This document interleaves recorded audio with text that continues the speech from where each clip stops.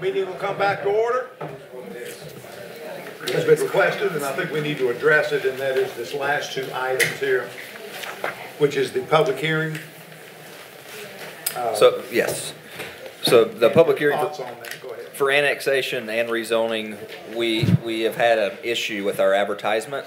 So it really needs to be pushed until the May meeting so we can re-advertise. Because if you vote on it tonight, it just needs to be re-advertised. It was not advertised correctly, so it's just incorrect. So it needs to be pushed until the May meeting. We're talking 9A and B. Yes, ma'am. Do I hear a motion for that we move that to the May meeting? So moved. All in favor? Aye. Opposed? Okay, very good. So instead of 12 o'clock, we'll get out of here at 11:45. Save us 15 minutes. That's good. All right. All right. What we got next here is Babe Ruth. We have before you the revised Babe Ruth memorandum of MOU, memorandum of understanding. We have, of course, been through this with the representatives from Babe Ruth. They are happy with the changes. We sat down and worked together on it. If you look in your packet, you'll see there's only been one change on the first page, which is just to allow the use of an existing building on site. On the second page, in number 9, we took out per their request, we took out the information that stated they needed to provide in town versus out of town. And they just said they don't have a way of doing that. That was too difficult for them to do. So I was fine with that. So was Josh Henderson. We'll require them to put their physical addresses, but not whether or not they're in or out. Item 11 under financial reporting, we pretty much struck that whole item and just notated in here that they would be subject to State Law 2012-169, which refers to nonprofits as being required to provide financial records if they get over $5,000 in contributions, grants, loans, or in-kind contributions of any kind, to provide the financial statements upon written request from any member of the public. And to clarify, with our new nonprofit application, even if it's under 5,000, Even if it's under 5,000, we do have some, there's like a worksheet with the application that wants you to put in your information as far as your financials, just for us to be able to make decisions upon. But even if they did not receive the grant, the in-kind would qualify them? Yeah. Okay. They would. And 15 would be, we've taken out, according to the president with Babe Ruth, they have, I guess, for a number of years, used the Babe Ruth Inc. national standards through BRL Inc. for their background checks. We have no issue with them using that. And then 17, we struck through a line and then added, an effort to maintain this partnership in a mutually beneficial manner. This agreement will be reviewed annually with needed revisions submitted by each party by December 1st. thank you everyone for working on that. Okay. Do I hear a motion? I have a quick question about the, did we just not know about the rule around nonprofit funding having, I was not aware of that rule at all. Okay. I was not aware of it at all until we started looking at some other places that do contributions and more of a formal process. Mm-hmm. So that's really where we found out about it. Okay, and will we be adding this to all of our MOUs? I know not everyone receives $5,000 worth of in-kind, but it seems like that could change if we upgraded someone's fencing or something like that. It could, that's correct. That's not a bad idea. I think just having it, instead of singling out one MOU, I think it's important to do that across the board. Any other discussion? If not, all in favor? Do we, Aye. do we have a motion? Oh, No, wait a no. minute, no, we did make the motion. Yeah, he interjected. Sorry, I need a motion then. Doug went ahead and wanted to say something before the motion. That's right, yeah.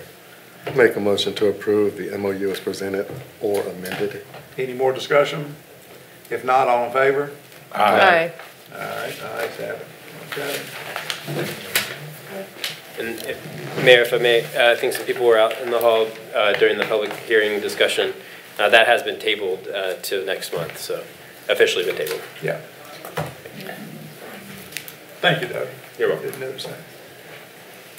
Okay, next we got the presentation of the capital survey project and discussion. Lot of response here. My suggestion is that, see if we can categorize this a little bit more. Yes, so what you have in front of you, these are just the responses to one question. And this was the opportunity that people had to give any idea that they Right. wanted. And I have it summarized in my slideshow at the end with a word cloud. But you'll see pet improvements such as sidewalks and crosswalks come up quite a bit. Pickleball courts, of course, Yeah. come up quite a bit, and parking. So I'll just quickly go through the rest of the survey. You can see that we got almost 500 responses, which I am really pleased with for it only being open for 2 weeks. Historically, with surveys we've done, we've received about half that, so I'm pretty happy. Overwhelmingly, yes, residents of Black Mountain were the folks responding to the survey.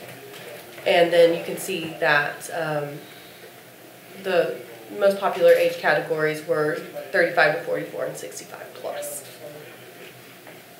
So when people were asked to select 2 areas where we should invest capital project funding, overwhelmingly the most popular choice, Parks and Recreation, and then to invest in existing infrastructure. So there's that info. This one's very hard to read, so I'm just going to move to the next slide where it's ranked this way. So you can see on the far right, each response has a score, and where people have ranked the selections on the left from most to least important. Again, Parks and Recreation improvements is coming in at the top, followed by pedestrian improvements. And then here's our little word cloud. So you can see which words came up again and again. So you'll see Veterans Park, Lake Tomahawk, parking and sidewalks, pickleball, kind of the things that we hear from folks quite a bit were very popular responses to the survey. And this was our most skipped question, actually. Only 279 of the folks who took the survey took the time to respond to this question. But you do have every single one of those responses in this information on your in front of you. So I'm happy to answer any questions that you all have about the survey. Otherwise, you can just let it inform your discussion. Well, I think it checks out that with our recreation and parks master plan so recently that's a lot of the focus right now and is a good opportunity for us to allocate funds toward, so. is that the pleasure of the board tonight that we should talk about deciding on allocation of funds? We're not in any timetable, are we? Well, it's just, I mean, a long range, yeah, but I'm just saying. well, if you want to allocate this money, I would like to get it in the budget. So Yeah. the sooner you can get me that, the sooner I can get it programmed. Yeah. Now, we can wait until we start doing workshops, but at that point, I'm not gonna have any of this $1 million in there unless I get some advice from y'all. Does that make sense?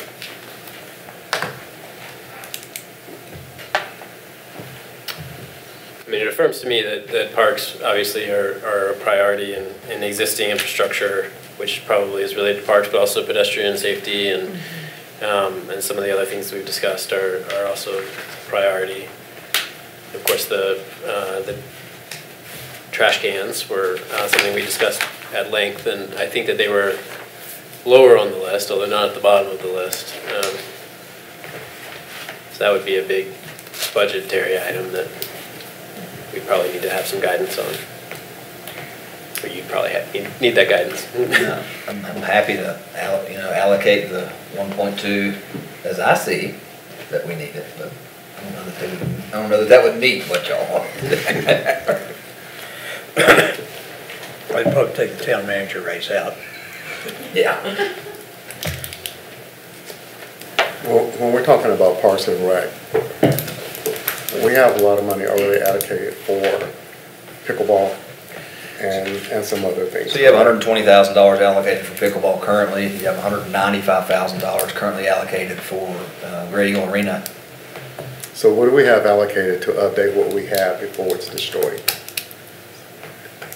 What do we? What do we have left? What do we have? How much money we got if we're doing 1.2. this? Huh? 1.2 million, right at it. Even paying for the pickleball and paying. That's already allocated. That's already allocated. Yeah. Already allocated. Already So allocated. you already got That's it. correct. So what's already allocated out of that tranche of money would be half of it, essentially. You have $500,000 for the Lake Tomahawk Dam, you have $500,000 for the US 70 water line project, and then you have, I'm not gonna remember all these, but the fire department apron, we've already got that done. You have the pickleball courts, you have Great Eagle That's Arena. already been done, right? Pickleball hasn't. I mean, allocated. That would be allocated, yes. Yes. Oh, here's this list. Yeah, that's it. And Charlotte Street sidewalk, excuse me, Okay. for 65,000, which is gonna be done before this budget year's over. So for the So- folks that wanted pickleball, congratulations. Yep. You've already gotten that allocated, cool. So Mike, I think where I'm going with this is that I drove around this past week and I looked at some of our existing parks. They need some help. And I think right now we have the money to do that. We've heard things, and it's up there as far as public safety too, also infrastructure. I think that's part of our infrastructure is the safety of of our public. And I'm just feeling after some real soul searching that I think we need to use this money to update what we have.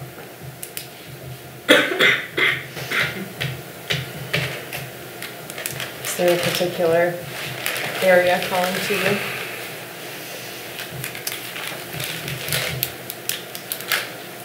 One, bike lanes, Veterans Park.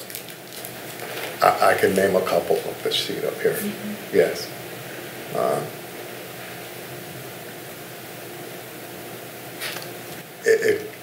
I don't know, I kind of felt kind of bad for the chief too when he was doing his presentation about that building lacking what he needs in order to pass that certification. What can we do to help that? Because I think that's very important. I'll tell you, in the upcoming budget, I do plan to request that y'all approve a facilities needs assessment, Absolutely. which I think we talked about Yes. at the retreat a little bit, maybe, or maybe the last retreat, but it just came up a couple times. I agree that that's a major concern, and I think it feels bad to put it off. And I also think having that comprehensive study would be a key part of that. So, but yeah, I could also be persuaded that, you know, maybe we need to hear, are there some things that we can do to get the police department building up to the standards that are needed for that designation. I do believe he mentioned the rescue truck that needed to be outfitted. Absolutely. Correct? So it's a small thing that maybe we could tackle. Do we have an estimate on? Or Yes, please. From the rescue truck aspect, I believe that I'm gonna be able to put that in the budget, so I don't think, large picture of the 1.2, I think is what was said.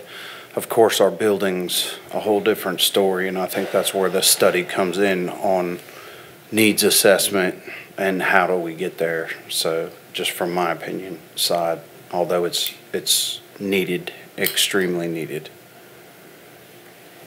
could I ask you a follow-up question? Yes? And then I've forgotten it already. So, so with the truck updates, you're already accounting for that as you put the budget together, and so I did, as I put my budget together, I tried to reduce monies in some certain places. Sure. So I tried to actually be very cognitive of the budget and do a reduction in overall budget to meet the needs of what's still needed for the To make space citizens. for that. So I have Yeah. that in there. And did I hear you kind of hinting at you'd rather wait and do the study rather than Band-Aid the building as is, or?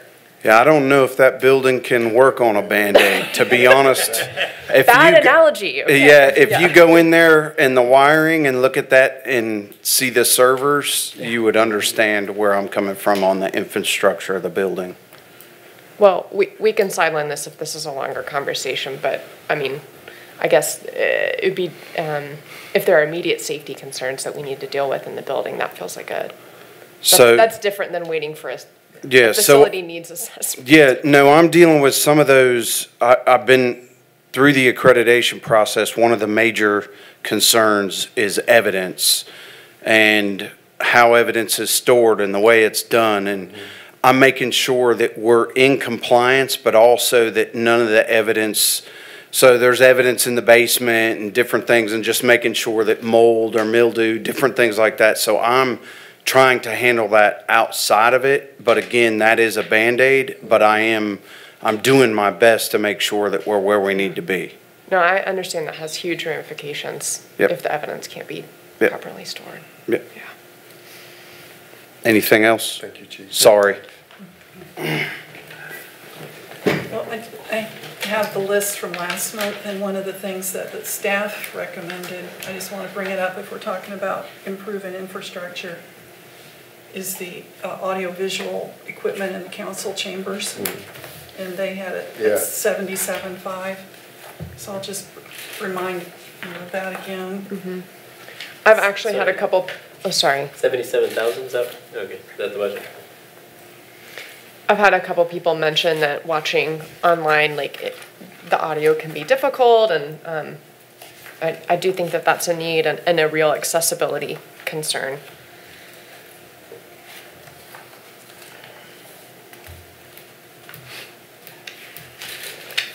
Well, we can go ahead and identify a few things, but we're not close to 1.2. I have a suggestion that we end up having a workshop on this, let people look at this list. Absolutely. And then let's come back in a week, 2 weeks, that still gives you plenty of time. And then we just devote that meeting, and by that time, all of us have been able to, look at different items and again, come up with our own list.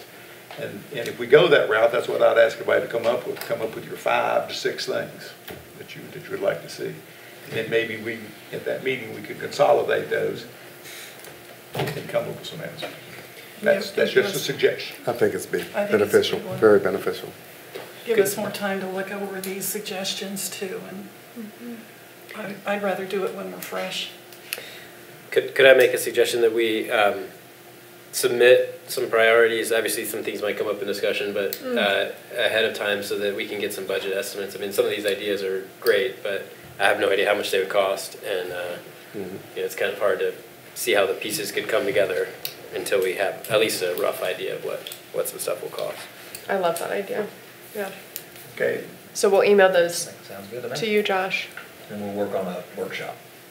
we'll do a workshop, but what you're asking, I'm thinking, is that you want to have some answers before we get to the workshop as to the costs of some of these things. Or at least at the workshop, so that, we can look at the list and, instead of us bringing lists to the workshop and then not having any grander picture of what, Well, the thing is, you're gonna have to have. The quicker you get it, the quicker you give them to me, the quicker I can get prices. Yeah. That's right, depending on what it is. That's, sending 6 items to Josh and say, these are the 6 that I'm thinking about. And then just have him have some figures for that at the workshop. 8 items, 4 items, I'm just throwing out. So that he could have that information that you're right, requesting. yeah, that's exactly right, yeah. So, I mean, end of the week or whatever, I think whatever deadline If you can get them to me by the end of the week, that'd be great, and then Okay. we'll try and schedule a workshop maybe for next week. Okay. I think I'm aiming for maybe 3 items and not 8. Yeah. I was gonna say 3, that'll give you 15, more than likely. Not a lot of Well, them hopefully do. there's some overlap, right? Hopefully. Josh, can I ask one more question? Sure. As far as pedestrian improvements, sidewalks, this, I don't know if this is for you or for Jessica, but how does the priority list get made? I know there were some that we had identified previously For the sidewalks? for sidewalks. So if I'm not mistaken, the priority list, the sidewalks was originally done in the pedestrian plan, if I'm thinking correctly. And I think we reprioritized those a number of years ago as well, so it could be as easy as y'all wanting to reprioritize those as a group, or have staff reprioritize them for you, y'all vote, I mean, it's up to you.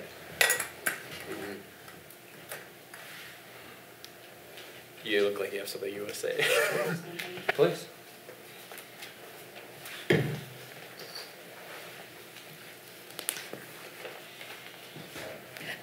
I just want to add to that with the bike and ped plans that they are fairly aged, and something Josh and I have talked about off and on is revisiting some of those projects and allowing them to be reprioritized, the things that remain. A lot of them have been done. Some of them have been determined not to be feasible since those plans were drafted, and so that they're not as robust as they could be.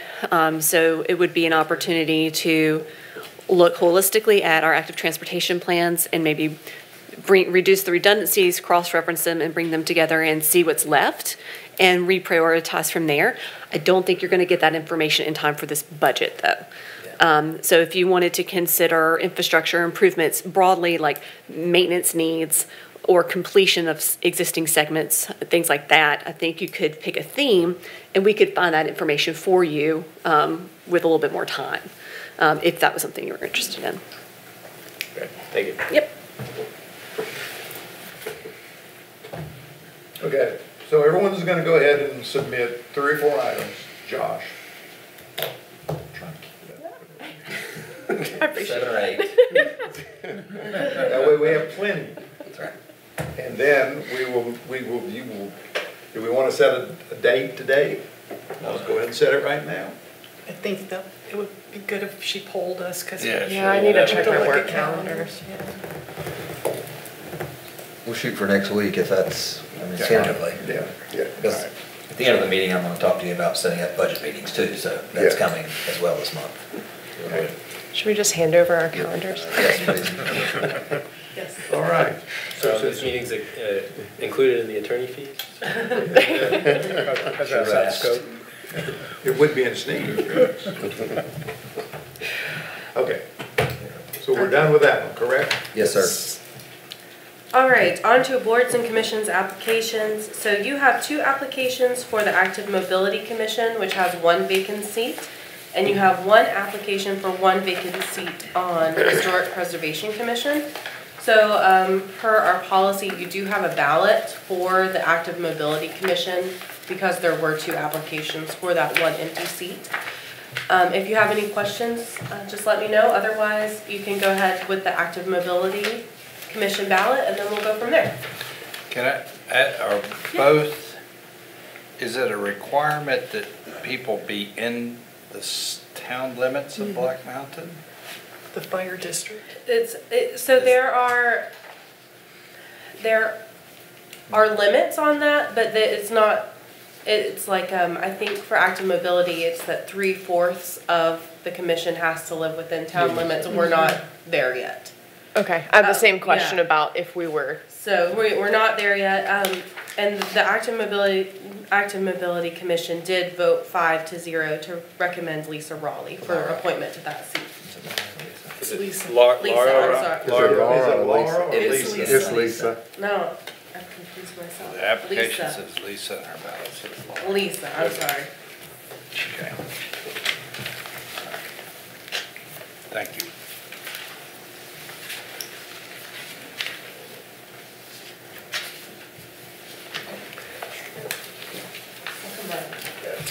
You know, when Fred comes up, I get a bathroom break because of conflict.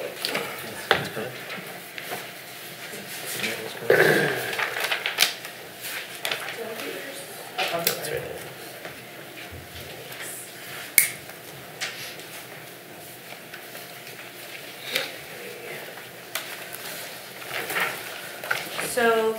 From council member Christie, we have a nomination for Lisa Raleigh. Councilmember King also nominates Lisa Raleigh. Councilmember Hay also nominates Lisa Raleigh, as does Vice Mayor Pertiller. And Councilmember Berry also nominates Lisa Raleigh. So, Okay, so Lisa Raleigh is the, so I do hear a motion that we move that Lisa is the new member of the Active Mobility Commission. So moved. All in favor? Aye. Okay. I On just the wanted- historic, Can I just say, oh, way to go, Christy, and I hope you'll apply again Yes. sometime, because she sounded like an outstanding candidate. and, Absolutely. on the Historic Preservation Commission, can we just move the motion? Yes. Just have one. So do I hear a motion to appoint Lee Vendren? So moved. Any discussion? If not, all in favor? Aye. Okay, now we move on discussion to offer to purchase town property. Before this begins, I have to announce that I do have a conflict of interest on this, so I'm going to step out and take a break while you guys consider it. And I will also have to tell you that, if approved, I will probably have conflict of interest also. So I have to recuse myself from the vote, but will participate in the discussion. All right. Good, Josh. All right, so you have an offer to purchase in front of you. The gentleman who has provided this offer is Mr. Fred Alexander, who's in the audience with us this evening. And if you've got any questions for him, I would ask him to come up and sit. Essentially, the property we currently own, there's 4 parcels we own out there, and he is wanting to buy 2 of those. These properties were acquired by us, from what we can tell, by some flooding over the years, FEMA buyouts, and we obtained the properties. Mr. Alexander wants to purchase 2 of these properties that adjoin an existing piece he has to, at least according to him, to continue some agriculture uses on those 2 properties. So I think that's about all. And you've sent us this map where it's got 4 properties. Those are ours. Which 2? Or his? Which 2 are in question? Right here. Would be the 2 to the right. 2 to the right. Okay, 903. so 9003 and 90292. That's correct. Okay. All right. And that would obviously go with the covenant that there'd be no building on that? Yeah, I mean, that's in the floodway. I don't think he could ever even get a permit to build in that, even if he wanted to. Well, I'm just, it may be that he sells it to somebody else and Yeah. agrees. Yeah, come right on up.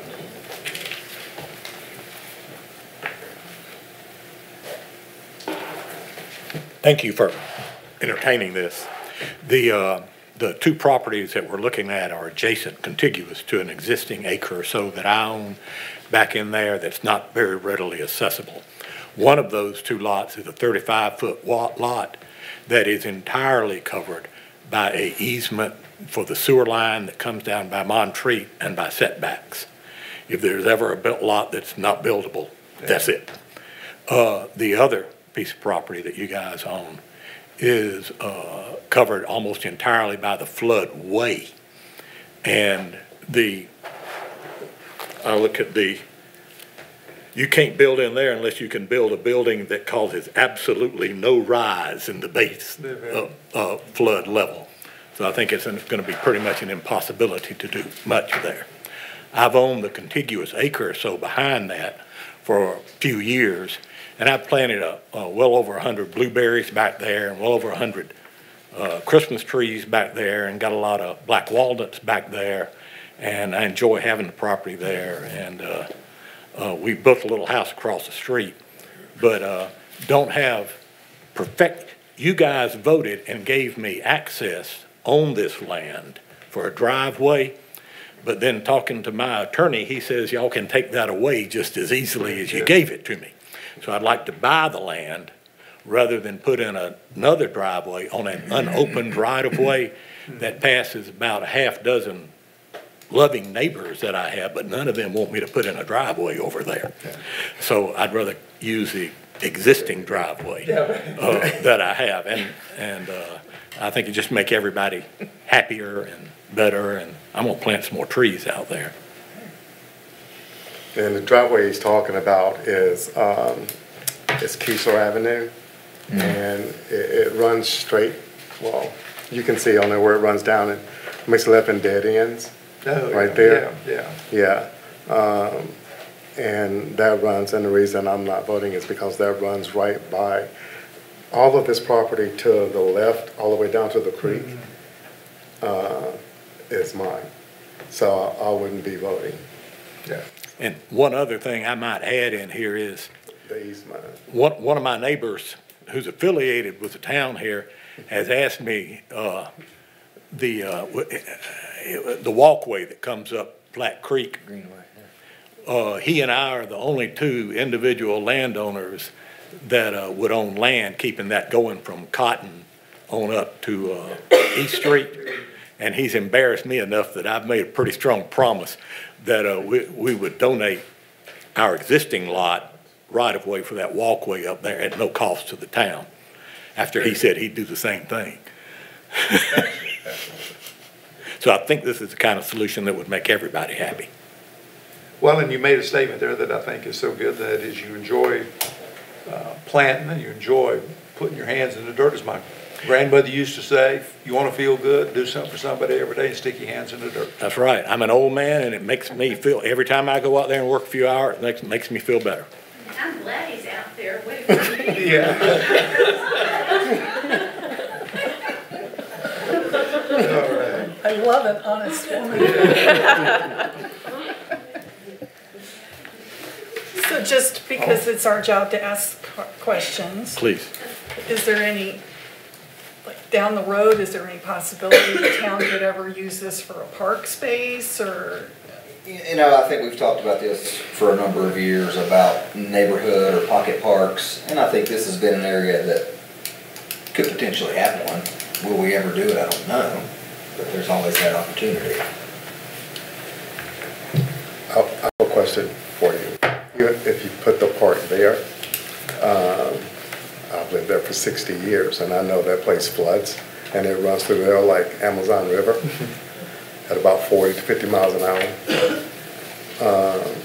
It would be very minimal recreational amenities. That's what it would be. Very minimal. Yeah. Okay, good. I have a few questions that maybe Jessica would best be able to answer, if she would mind to come up. So, Fred, thank you so much for. Thank you. I love a pop quiz. So what would be buildable? I mean, I very much appreciate his desire to use the land for agricultural reasons, and would love to see that, especially now if it's just kind of sitting there. Sure. But at some point, it will change hands. The property will change hands. What would be buildable of those two lots, if anything? So it's going to depend on where specifically you're trying to put it. If it is in the floodway, you're not going to be building anything that would constitute a rise on base flood elevations. There are certain exceptions to that in the FEMA regulated floodway, and there are some exceptions for recreation amenities. I do not know those off the top of my head, but they are more of the passive recreation sorts of things that you often see in parks that have floodplain and floodway. When you get into the floodplain, that you are able to get a floodplain development permit and meet certain standards that would allow you to construct, whether it be recreation or a shed or a house. There are things that you can do. Do you know if these properties are in the floodway or the floodplain? Well, there's a significant floodway. I do not have the map in front of me. Yeah, just tell us what they are. The one lot is practically entirely was entirely in setback for the easement for the big sewer line. The other one is about 95% in the floodway, where you can't do anything, and the rest of it is in setback. I've noticed that in Old Fort, that behind Hillman's, they've gone ahead and built 3 or 4 houses there. And they built them just like they have at the beach. on stilts. Is that would that be permissible there?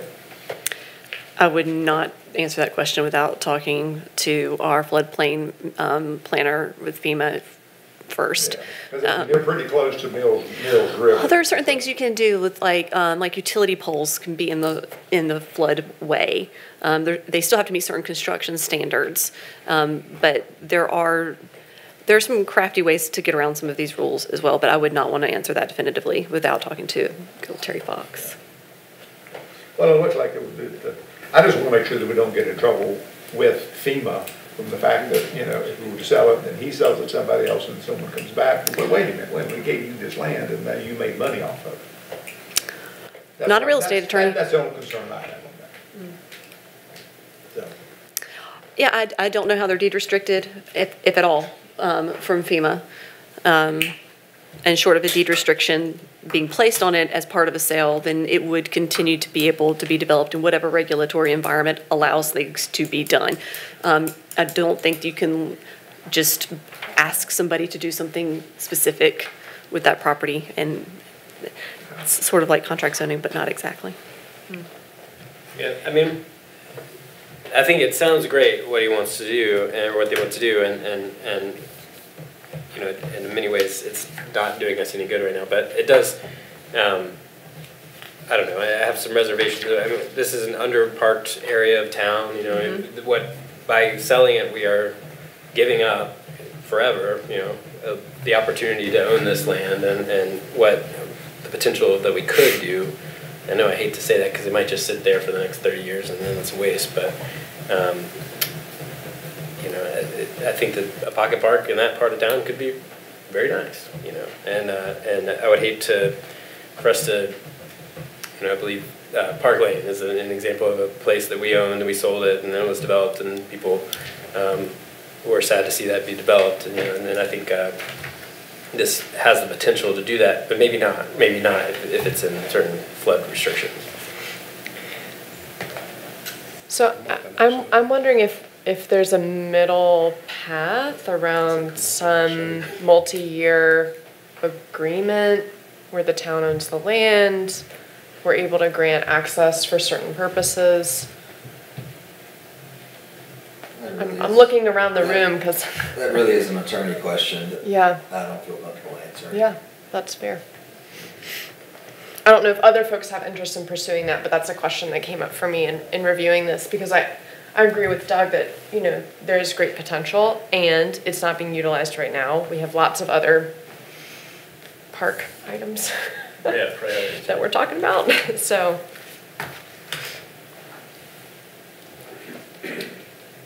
Can I ask Mr. Alexander, how did we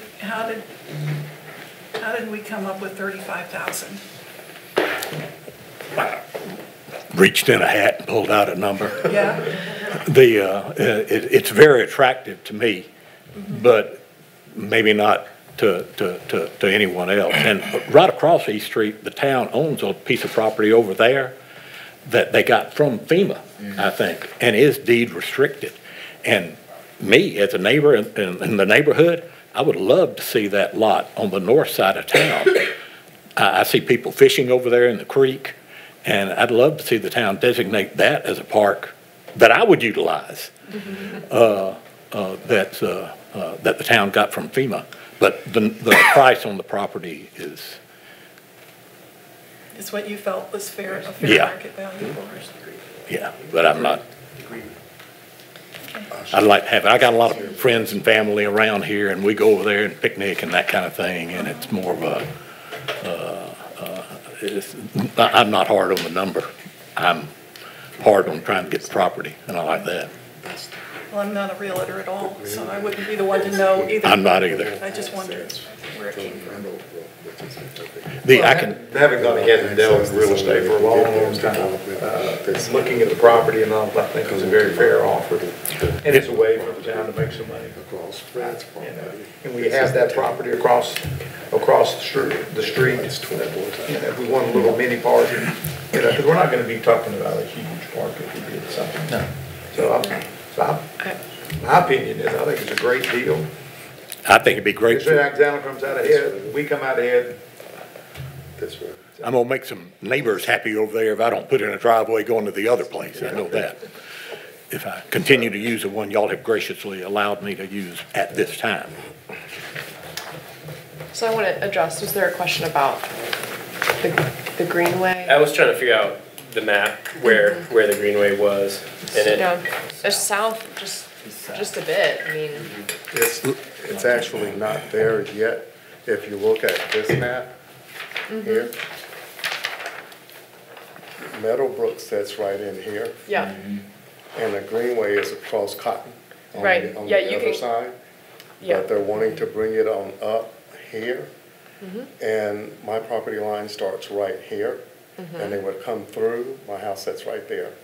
So it would come through here, and the greenway would go around here, across Fred's property, and this is the property that the town owned that Fred's trying to get. Yeah, and let me tell you, with regards to that, if you drive up Flat Creek Road, there's an area there where the creek is about 10 feet from the pavement. yeah, That's my land right across there.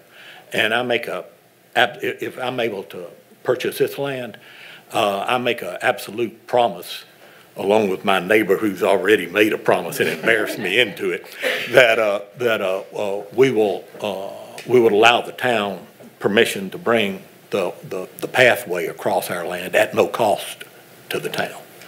And that's for my existing lot as well as this lot, if we're able to buy it. For someone who's dealt with the Greenway since 1994, and this is one section here that we have not been able to do much with, we wanted to go up Flat Creek, but the idea of going up Flat Creek is exorbitantly expensive to try to get all the right-of-ways. Yeah. I think the simple thing to do would be to go from where the Greenway ends now and go right on up Flat Creek, put a sidewalk in, all the way on up, cross the river and tie into the existing sidewalk on Monterey Road. So I think that'd be the most feasible way to get a Greenway extension done. There's nowhere to put a sidewalk. Yeah, I mean, I didn't hear what you said, Archie. I said there's nowhere to put a sidewalk up Flat Creek Road. Well, no, on the right side, not by that creek. You know, then you get on up to Paget Town, then you could cross back if you needed to be on the left side of Paget Town. But anyway, I just mentioned that. absolutely. And we walk on that pathway a lot. I'd be happy to see that. I'd be equally happy to see it cross across our land and this land if you guys decide to sell us this land. Well, any more discussion? so the price, 35,000, what we have to do now is, So if y'all are okay with selling the property, then we will need to follow statute, so, and I can't recite that right now, but We've got to have it be published. and then- upset bid, that sort of thing, so, and Mr. Alexander's aware of that. But yeah, we'll have to go through that formal process in the general statutes on how we dispose of property. And there's a couple of different options. Do I hear a motion for the town to purchase property? so,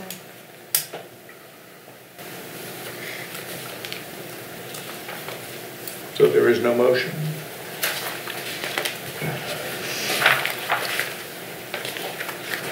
what do you guys feel?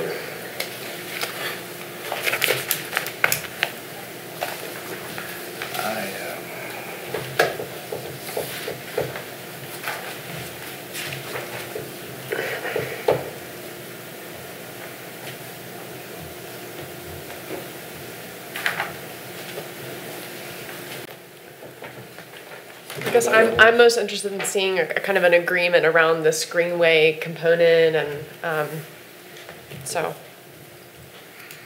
I'm not opposed to the idea, but,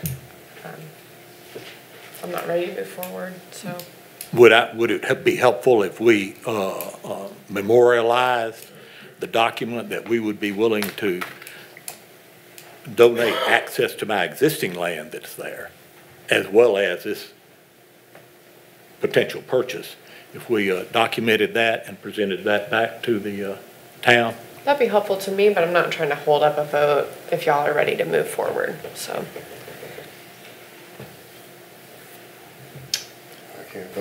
Yeah, you can vote, so it doesn't look like anyone else is wanting to make a motion. Well, I mean, I'm willing to make a motion, just to have a discussion and a possible vote on it and see what we want to do. I assume this comes with a recommendation from staff to accept this, correct? I have not recommended anything Oh, you about have? acceptance, no. Okay. I don't think it's, it's not a bad idea to sell this property. It's also not a bad idea to keep it. I mean, Right.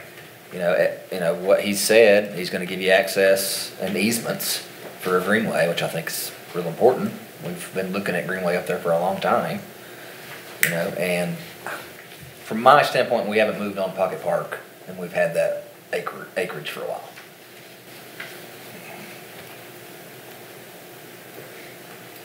I think Doug's point is well taken, that we need to make sure our park facilities are spread around town in a fair and equitable way. So that's an appealing point you made in my mind, because they're kind of concentrated now. But there is there still discussion? Yeah. But there is a piece of property that the town owns across the street that does not flood. Okay. Well, that's good to know. I'm guessing we don't have like the square footage or the acreage on that, though. On that piece now. I didn't think to ask that ahead of time. It's not very big. What is it? Yeah. 2 50-foot lots, something like that, 2 or Yeah. 3. You talking about the one above on the other side? Yeah, 9166. Yeah, it's not. On the very north big side of piece. East? Is that what you were talking about? It doesn't flood. Is this still wooded today? I mean, it looks wooded in this It picture, is. but, okay.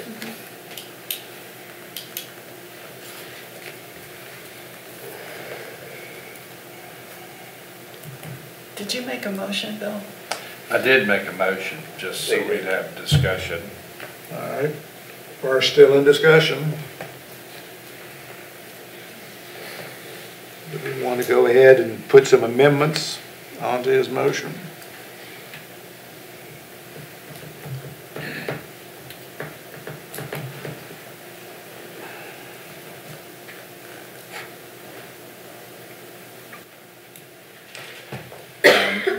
Maybe the thing to do would be to, I don't know if I make a motion, if I can table a motion too, but table it and ask, in light of this discussion, ask Mr. Alexander if he wants to consider it and come back with any other amendments to the offer. Well, as I said, the existing land that I own there is next to Mr. Pertiller's land is the last link that the town might need to take the walkway from Cotton to East Street. I'm happy to put that in writing, and I'm happy to say it here, and I'd be embarrassed if I didn't do it. Right. With that, as well as the new land, and I'd like to see that for the town.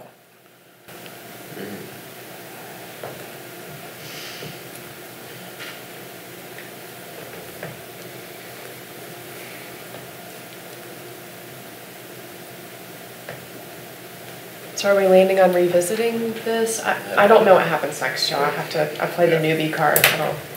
Well, I mean, whatever we want to do will happen next. It's just a matter of, do we want to go ahead and act on Bill's motion and making sure that then we've got a right of way through there for the greenway? Is that kind of what you're looking at, Bill? I'm not sure. I mean, what's difficult is, for me, I mean, I understand and appreciate Mr. Alexander's wanting to get it and makes sense, and that the offer seems, okay for a floodway lot, with sort of with staff just taking no position on it. I'm not quite, that makes it a question.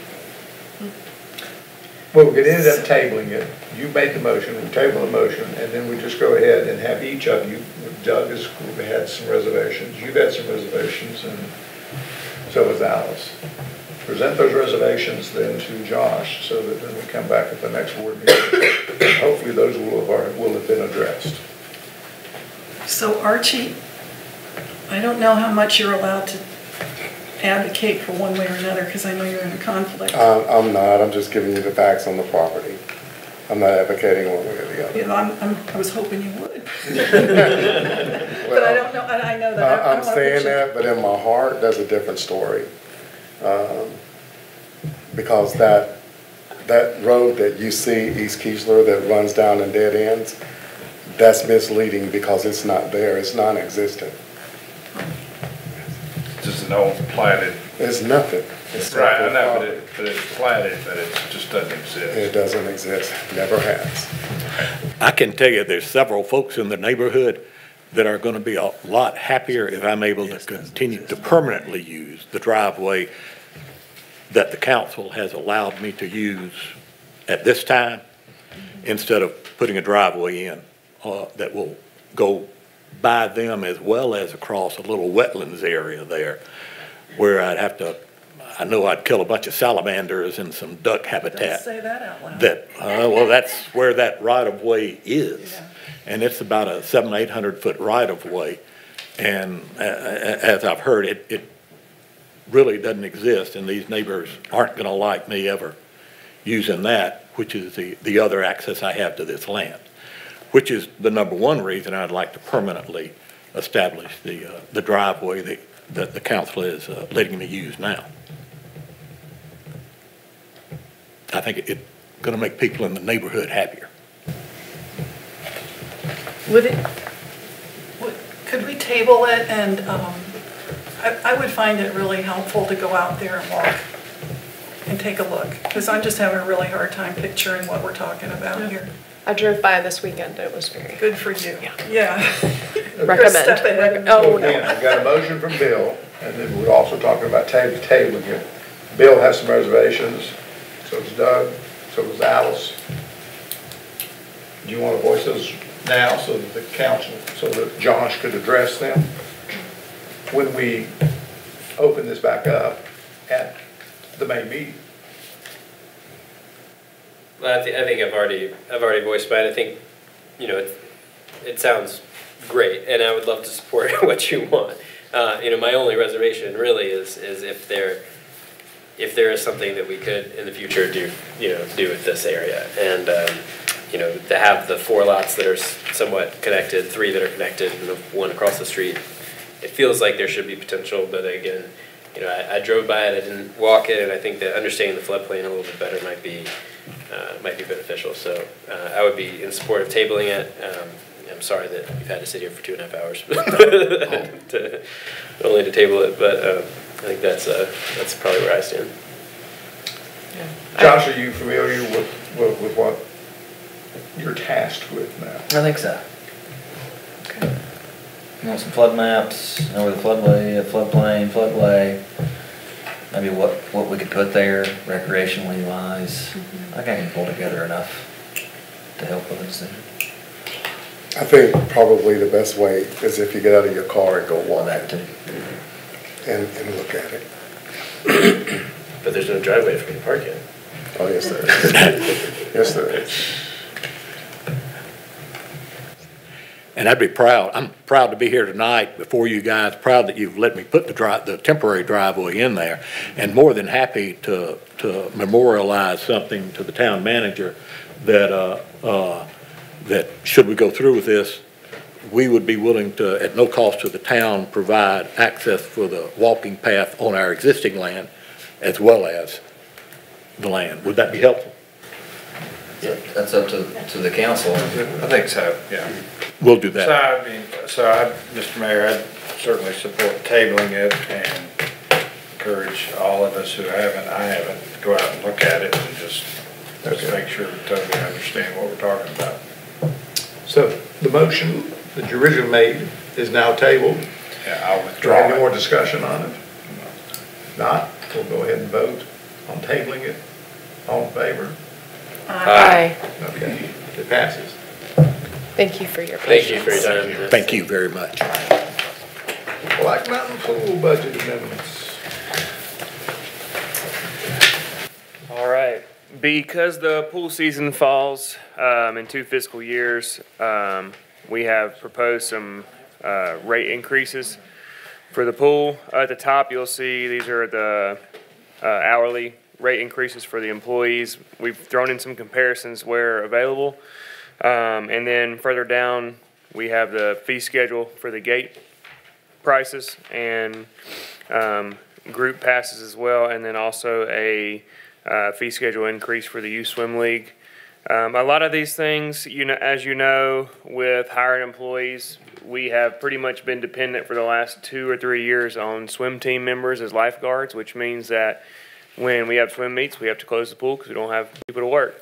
So we're trying to bring these up to make them competitive with other pools and also to recruit people outside of the swim team.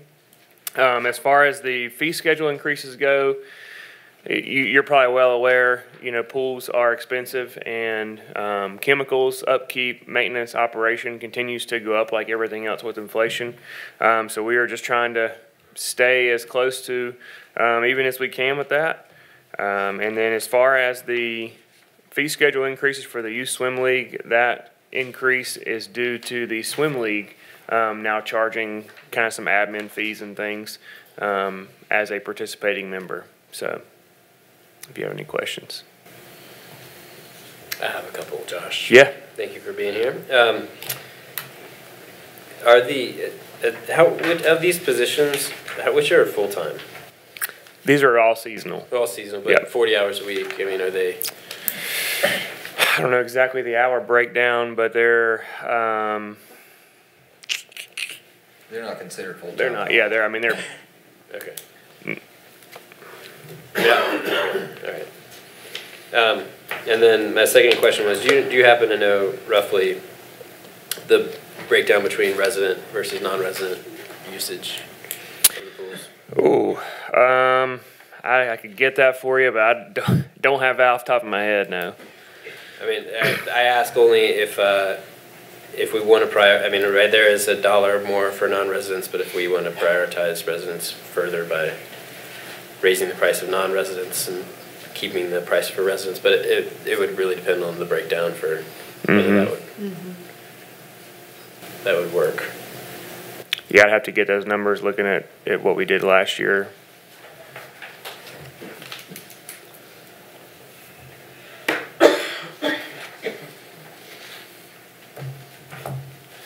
Any more questions? I was looking at the numbers for these positions and thinking about, I have a stepdaughter that's 18, and so, looking at her summer jobs and jobs during high school, and it still feels really low to me, and I understand, striking that balance, but I struggle with $8.25 an hour.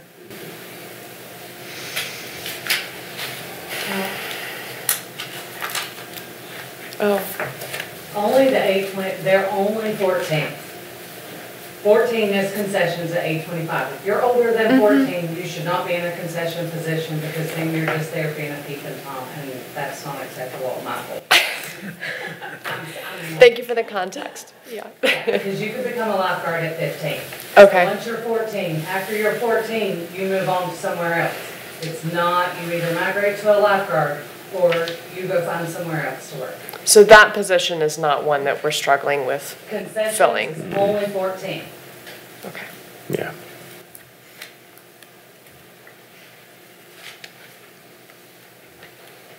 I move to approve the pool budget amendments as presented. Okay. Any more discussion? If not, all in favor? Aye. All right, pass unanimously. No. Oh, I voted I'm no. sorry. I didn't. That's right. 4-1. 4-1. Okay, thank you, Josh. Okay, next, golf course, Brent. Well, we get to see Brent once a year in this room, and we enjoy it when he comes by. To Twice say, a year. Twice a year. Twice a year. All right. Good evening, everyone. Thanks for having me up this evening. I just want to briefly go over our rate proposal for the 23, basically prime season from May through October's, end of October's when we charge these rates. So I'm asking to go up. If you'll look at some of the sheets that I've given you guys, I did daily rates for our competitors, just so you had a comparison to what everybody's doing around us. If everybody can see that, Broadmoor Golf Links, they're at 55 during the week, 60 on the weekends. Reems Creek's at 65 during the week, 75 on the weekends, and the public can only play after 12. Asheville Municipal is still the lowest at 39 and 44. This is mainly due to what's going on there right now. Half the golf course is under construction, so they're having to keep the rate pretty low to get anybody to come out. Etowah is at 56 during the week, 59 on the weekends. Bald Mountain, 68 and 78. Apple Valley, 78 and 88. Mimosa Hills just raised theirs to $100 a round, and Conisty Falls is at 65 all the time. Currently, Black Mountain is at 45 and 55, so 45 during the week, 55 on the weekends. We also offer a senior rate of $37 right now. So what I'm asking to do with this, during the week, I'd like to go to $50, and on the weekend, I would like to go from 55 to 60. I still want to have the senior rate, which is currently 37 Monday through Thursday. It would go up $5 as well. We'll keep our twilight rates roughly the same. They're going up a couple bucks. This is really just to help offset the cost of, everybody's wages is going up a little bit, and really our chemical budgets are going through the roof right now. So we have to do something so we can, continue to show a profit like we did last year. The other thing is, we're seeing some pretty amazing numbers as far as utilization of the golf course goes. Last Wednesday, I had 93% utilization, which is almost the entire day on a random Wednesday in April. So you don't see that a lot, but now we're seeing it all the time. So I think demand kind of dictates what you're charging, and I don't think these increases are going to cause us any problems personally. I'm also proposing that we raise the annual pass up $100. That's not a huge jump. Asheville Municipal's $1,450 right now. That would put us at $1,500. And then the family membership going from $2,000 to $2,200. That is for, you could have 10 people if you're all, any couple and kids 18 or under living under the same roof. So it's really a great deal. The cart fee up $1 from 22 to 23, and that's for 18 holes, and the 9-hole fee from 11 to 12. So most of our annual pass holders are walkers. That's the biggest majority of them. So it still allows locals to play for really a reasonable rate. Right now it's $117 a month. You can play unlimited golf for that. So that's, very reasonable by all these other rates standards. There's also a breakdown of everyone else's membership rates if you wanted to take a look at that. We're still going to be one of the lowest around by a long shot. And then on the next page, the Players Pass. It's $200 a year. We've had that this year. We've actually had it for the last 3 years. You get your round paid for when you buy the Players Pass, and then you get $10 off per round off the rack rate each time you play from that point forward. So if the rate's $60 on the weekend, you play for $50. If it's $50 during the week, you play for $40. And that's just something, again, to incentivize locals to come out, buy that Players Pass, and keep the locals happy, but also drive revenue during high tourist times, which are, Friday, Saturday, Sunday mornings. So that's kind of what we got. Anybody got any questions? I was curious on the list of the rates for competitors. Is Asheville the only other municipal golf course on that list? It is around here, yeah. Okay. Yeah. Yeah, and I was just trying to stay within a window where people are actually going to travel to go play. Yeah, an understandable range.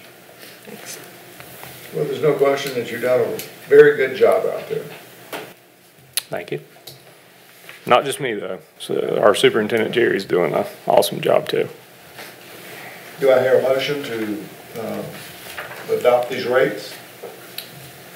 I'll move that we adopt these 23, 24 golf rates.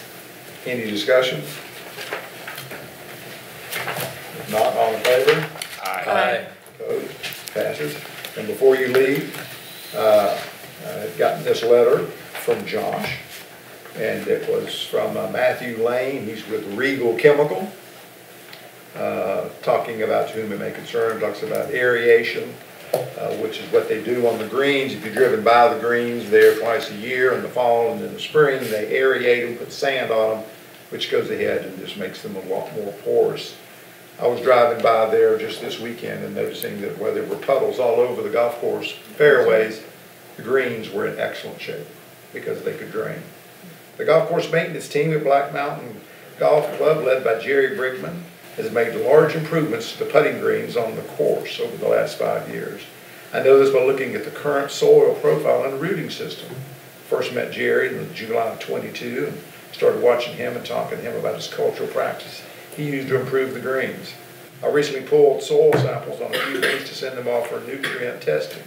During this process, I was extremely impressed with both his soil profile system. What Jerry has been able to do is extremely impressive. Over the last few years, he's been able to build up a sand cap layer on the top of the original putting surface, which in turn has given the greens new life. This is all thanks to the process that Jerry and his team has performed on the greens during aerification. I consult with golf courses over two states and at the highest level. The way Jerry goes about his aerification program is very similar to what I see at the PGA level courses. The town of Black Mountain is extremely lucky to have such a dedicated team. I totally agree. Please pass that on. I will. Please do. I'll do it. Thank y'all. Thank you. Thank you. All right, next, talking about Main Street and rural planning. On the home stretch. So I'm normally in bed by now. Same. Just full disclosure. And I'm running all golf medicine, so I might talk fast or I might talk slow. So this is a resolution to apply to the Main Street program. I think that I am not a Main Street program expert by any stretch of the imagination, but I just want to kind of give you the lay of the land of what it means to begin participating and what you get out of it. So just a summary of current conditions. The town does not have a robust history of formal economic development, planning, strategy, programs, or policy. We've been the beneficiary of good fortune and regional growth in town. And so this is a significant gap in our effort to create a sustainable strategy for a thriving community. So we have that nice, strong economy. The Main Street program complements planning efforts that are taking place with the CORE and the Building Outdoor Economies program. And the requirements to participate, you start as a downtown community associate. That's for 2 years. And that can be implemented by existing staff based on our population and things like that. That's what we're allowed to do. We don't have to bring on anybody right now. I also just want to note that the community vision from the comp plan specifically mentions having a vibrant downtown surrounded by livable neighborhoods. And the Main Streets program addresses action items in the goals A41 and A42 from Elevate Black Mountain. Everything that I took that screenshot of relates back to Main Streets. Includes having eventually dedicated staff in some capacity for economic development, having a downtown business strategy, and I can't read the rest of it, but I did go through and make sure that they all matched and they were accountable through the Main Street program. I wanted to clarify a couple of things. Main Streets really did start out originally with folks who had empty downtowns. That's not the case. It is not a requisite to participate. The Main Street program is economic development through historic preservation, and that's their niche. And so they really did start out focusing on revitalizing these empty downtowns and bringing back these historic buildings. I did talk to the director of the Main Street program and said, are we a good candidate for this? Because we do have a thriving downtown. She was like, yes, you're a great candidate. We would love to see an application from Black Mountain. It is not a project, it is a program. It's a strategy for long-term investment. Once you are in Main Streets, you are in Main Streets. And once you become successful, as many of the Main Streets programs have, you don't exit the program just because you're successful. You continue to be successful because you continue to implement your program. So during that 2-year DCA period, the town gets a lot of technical assistance in the amount of $100,000 worth of services. That would be customized to developing our program, but it includes broadly training, strategic planning, getting involved in the North Carolina Main Streets to Trails program, organizational development, SWOT analysis, image building, branding, retail analysis, and urban design services. And during that period of time, we're only paying for the travel of the consultants from the Department of Commerce to come to Black Mountain several times a year, doing those to provide those services. And these services are not just from the Department of Commerce, they are networked within the UNC system, UNCG Greensboro,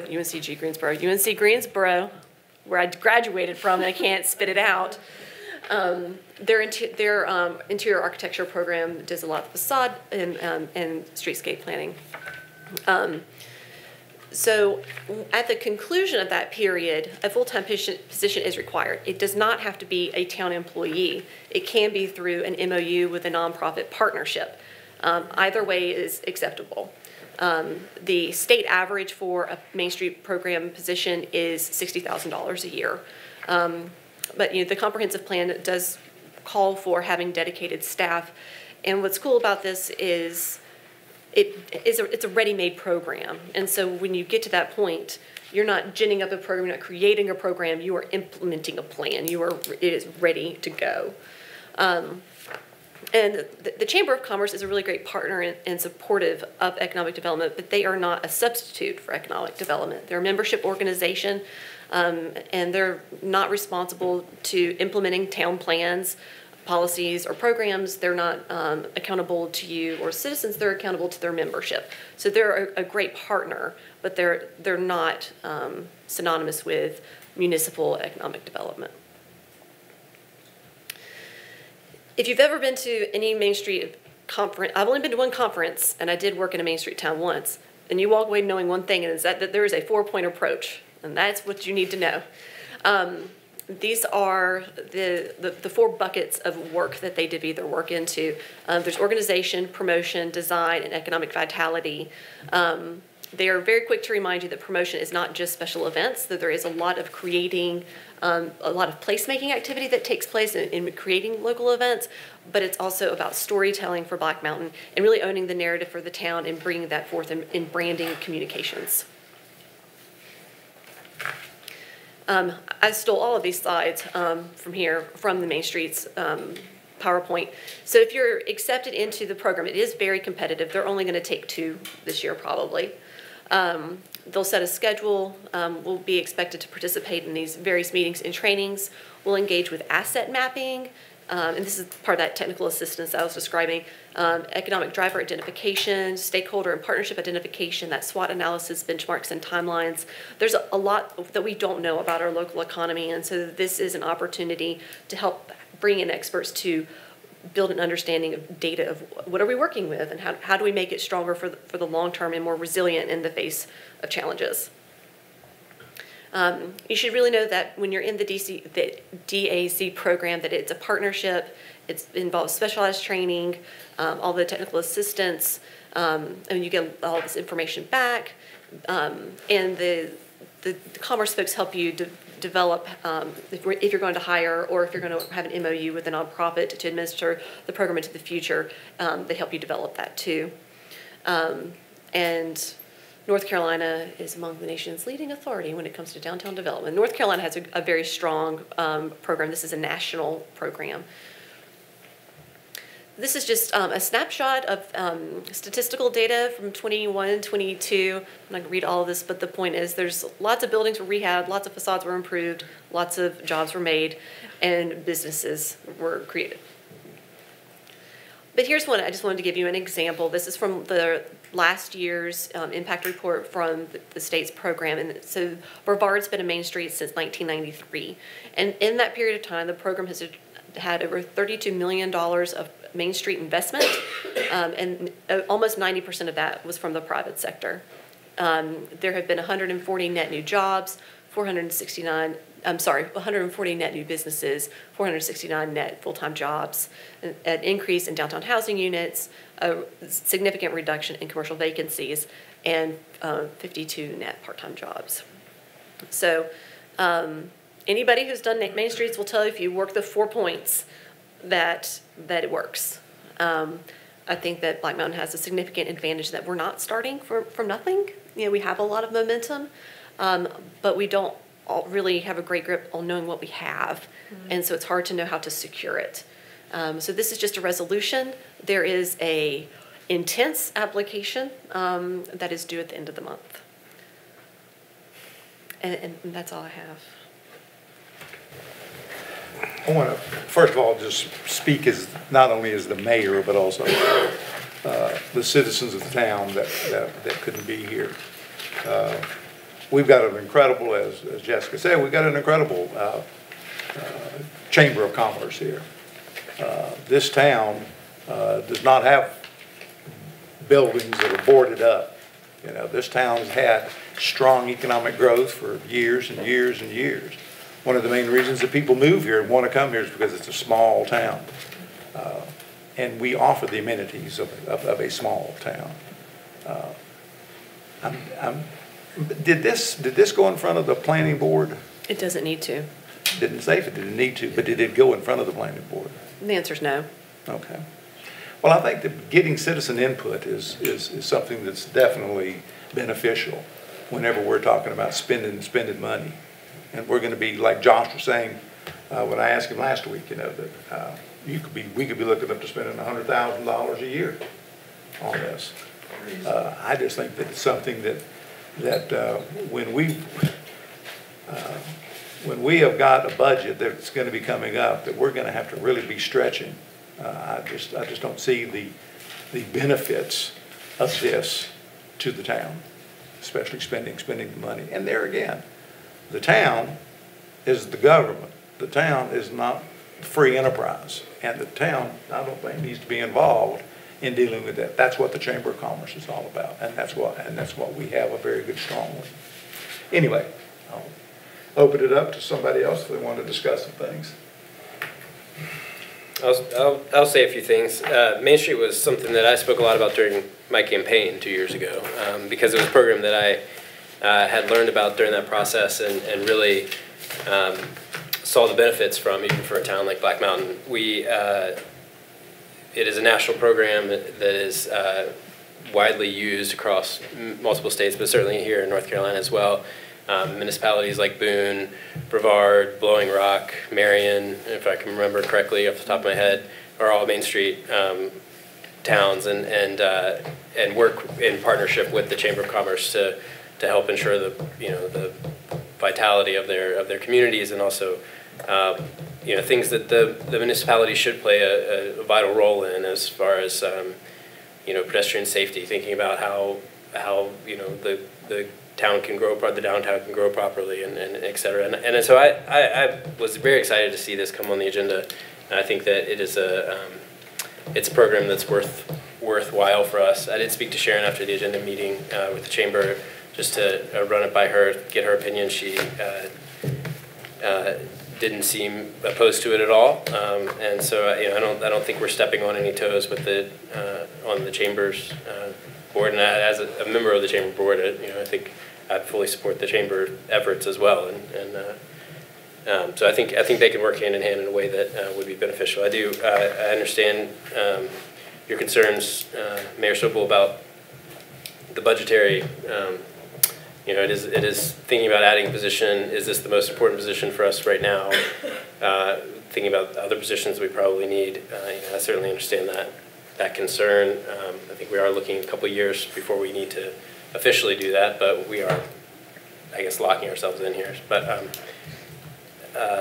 I'm in favor of it. I think it's a good move for Black Mountain, and a good way to think about the future of downtown development and economic development and historical preservation. Backing up from the budget impacts a little bit, I'm curious, Jessica, how you envision, if we were to apply and get accepted, how this might work together with the core program that we're already a part of? Not to put you on the spot, but. No, that's okay. So they're definitely separate entities, and the core program is going to, we have not developed a scope yet. Those meetings are forthcoming, but that is a much broader economic development plan for the recreation and outdoor sector specifically.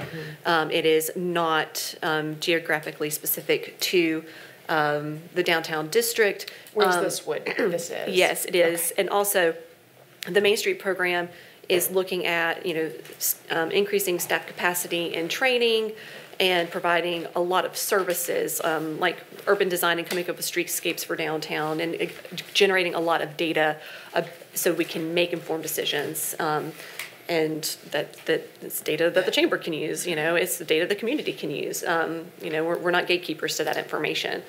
So the core program will be ways that we can work with a very specific sector as opposed to reinvestment in a historic downtown. Gotcha. Because the core program will be all across the town limits. That's right. Potentially. So I think you kind of answered my other question, which is just about the specific benefits that you see for our town, but I'm hearing kind of those planning elements. There are. So there are definitely some urban design aspects included. There'll be a conversation about power lines. Right. But there's also just some basic economic development. The town does not. Economic development is a responsibility that the town has, and it is called for in the comprehensive plan. So there has been community input of that being important, and we don't have a lot of diversity in our economic development, and we don't have a strategy on sustaining and fostering it. That is not a smack on what we have at all. We have a very thriving downtown. I think that to be good stewards of that through our policies and our investment, our public investment, because public investment begets private investment hand over fist. So that's something to be, thoughtful in how we consider that. Thank you. Can you give us like an example? Let's say, pick any business downtown, Sarah Sunshine Pottery. How would they notice this was happening? How would this look to them on this day-to-day? I do not know the answer to that because I haven't been through it from the ground up. Yeah. But I do know that when you have a Main Street program, you have a Main Street board that you have. It's not a merchants association. They're quick to remind you that it's not to be a merchant association, but it is self-directed, and there's a lot of ownership in the businesses. It's a partnership. It's not, the town sitting here and dictating. It is a relationship between the two to make good things happen. So I think that there would be opportunities for business owners to participate in that process and to use this data to help inform their businesses to benefit from the improvements we make downtown, to benefit from events that we do to bring people downtown. And I don't mean just tourists. I mean locally driven and locally focused activities. I think that that's a very important part of the Main Street program, is that we're not just here for tourists at all. If they want to participate, fine, but you're here for the community that you're in. Does that answer your question? And what's the overlap between this and the Historical Preservation Commission? So the Historical Preservation Commission issues that certificate of appropriateness. They are required for that designation of the historic district, and they follow those general statutes. They're separate, similar values, but totally different in their responsibilities. So that would continue to function. Oh, just for like sure. It currently does. Yeah. So I did a tiny bit of research about this during my campaign too, because it was I thought it sounded so interesting, and it was very impressive. It's a long track record. It's not like a fun fly-by-night thing. They've been at this a really long time. and they know what they're doing. And I think when I got elected, I called Josh and said, why aren't we a Main Street? And I said, give it some time. give it some time. Well, Well, that's just a coincidence because I went to the conference and there were over 700 people there in the North Carolina conference. Main Streets is in 47 states, and I think there are over 2,000 municipalities participating. There are none in Buncombe County. We would be, if we were picked, we would be the first. so I have a real favorable impression of this whole program and can see why he'd be excited after going to that conference. My concern is going to be the money, of course. And down the road, who knows when we're doing the budget in 2 years, what positions we're going to be asked to fund. Maybe new positions need to come along, and you want the flexibility to prioritize at the time which positions get funded this year and then the next year and so on. But if we're locked into one, we've given away some of our flexibility, and so that's my concern. And I'm wondering if. I just know that this next budget year is going to be hard because we implemented the salary study and all of that, and I don't regret that at all, but trying to be realistic here and like how much can we bear, I'm wondering if we postponed this application for a year so we see how this first year of the new salary rates plays into our budget, get our feet under us on that, and then apply in the next year? Is that an option? They didn't generally have applications every year. That they ended there was one program that they went alternate years and then ended, but as far as I know, this one is still annual. Small town, they ended that. Oh, it is every year? Yeah. Oh, okay. So that would be an option. Yeah. As far as I know, unless something were to change. Yes. Crystal ball. Yeah.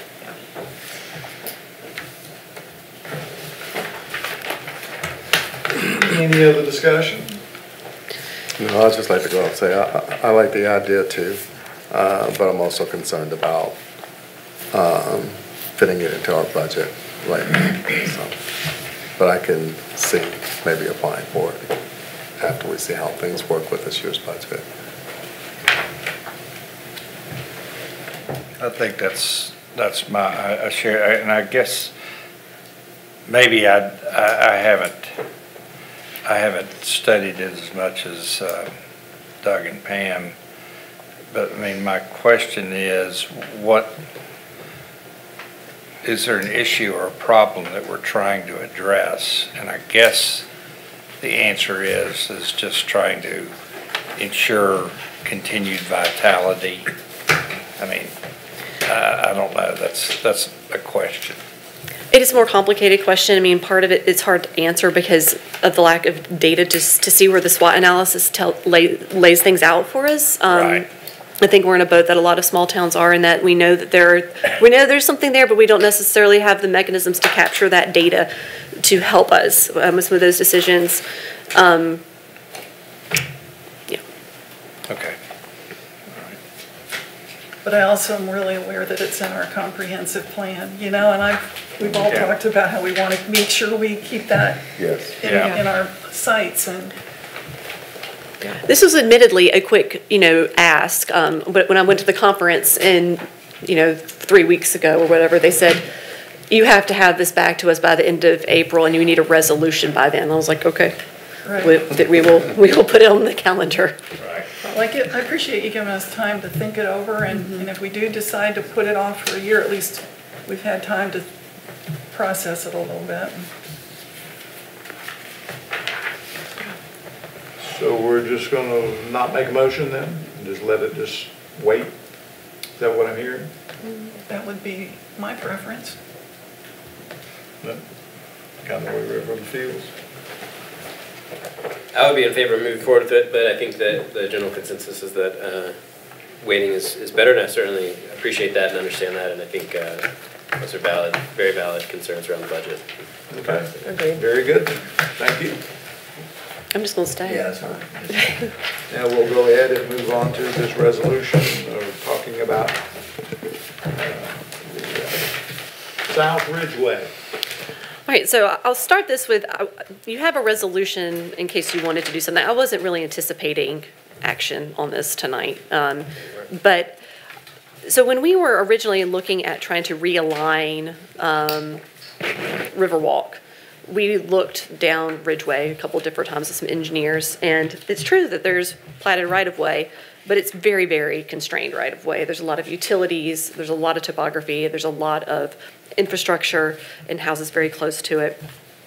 And one of the conversations we had in that time was just like, you know, we're having increasing commercial development in that area and with businesses that we hope are going to be very successful.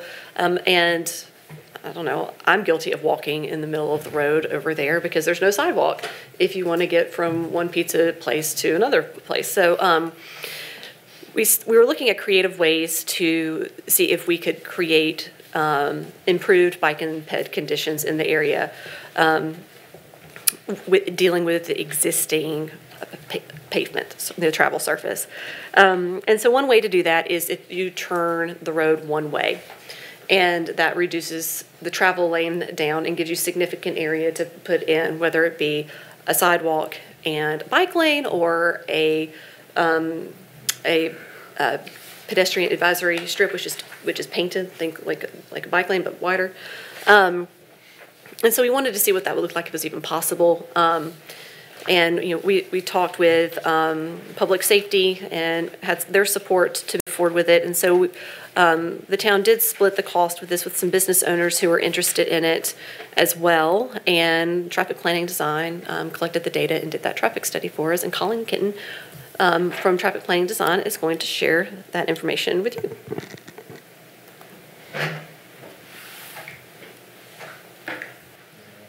Thank you for sticking around this long. You know, y'all just saved the best for last. So, I don't know, do you? No, they've got a map. They've all got it at their desk. Move this. Is that Yeah. what you want us to have?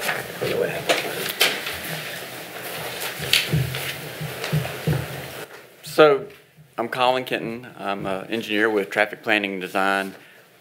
Jessica asked that we analyze Ridgeway between State Street and down to Sutton and Richardson as for a one-way travel pattern. And so we collected data back in December, and we collected data at State and Ridgeway and at Sutton and Richardson.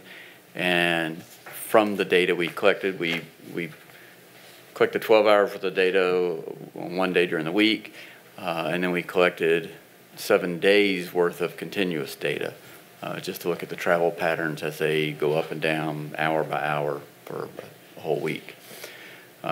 From that data we collected, then we looked at, okay, what if State Street is now one way southbound?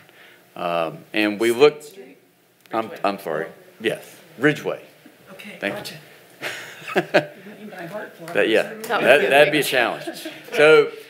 So we looked at Ridgeway going one way southbound, primarily because Ridgeway going northbound, turning from Ridgeway out on the State is a little more difficult.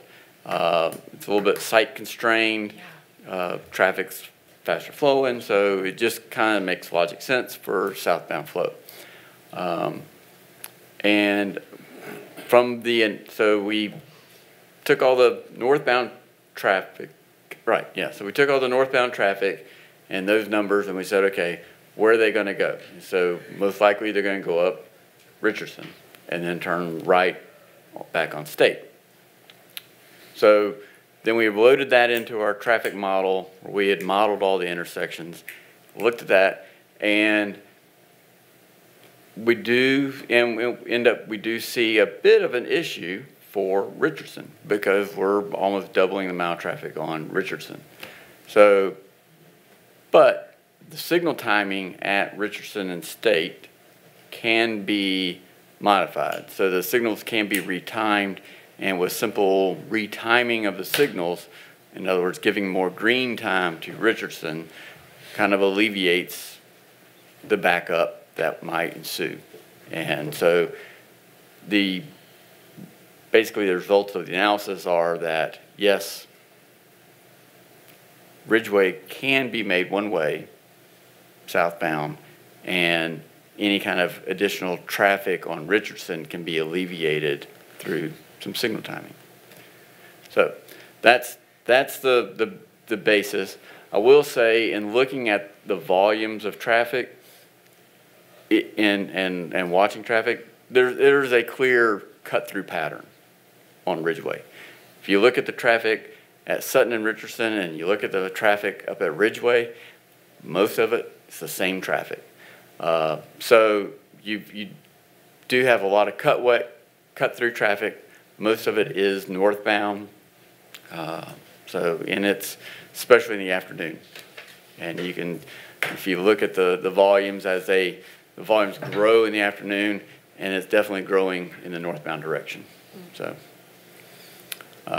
this could be a way to alleviate some of the cut-through traffic, so more of the traffic on Ridgeway would be orientated towards businesses on Ridgeway. Well, you mean to Richardson? If you're taking it off of Ridgeway, you're putting it onto Richardson. Correct. And if you're putting it onto Richardson, the post office, which is the most visited place in town, and for people that park on the right side, that is if they're going north and have to cross over Richardson to get into the post office, there's been a lot of close calls of people getting hit. And if we're going to be doubling the traffic that goes on there, I don't think that's safety. I don't think safety concerns have been part of this, have been thought out enough on this. That has been, I had Sobel House there for a long time until I sold it to my brother, and my grandmother lived it where the bush is for 40, 50 years. So I'm very familiar with all that traffic that comes on through there. And the people that live in Shawmeldy Acres, the people that live on Flat Creek, people that live up in Ridgecrest, that's the way they go. You know, and it is. I'm just amazed that we're considering something like this, especially when you see that we know that no one's going to go up Broadway. I mean, right now they leave Broadway. They don't even attempt to go up Broadway. I don't attempt to go Broadway. And so also too, when you did this study, did you do any consulting with any of the homes there, the private businesses there? I'm going to take that.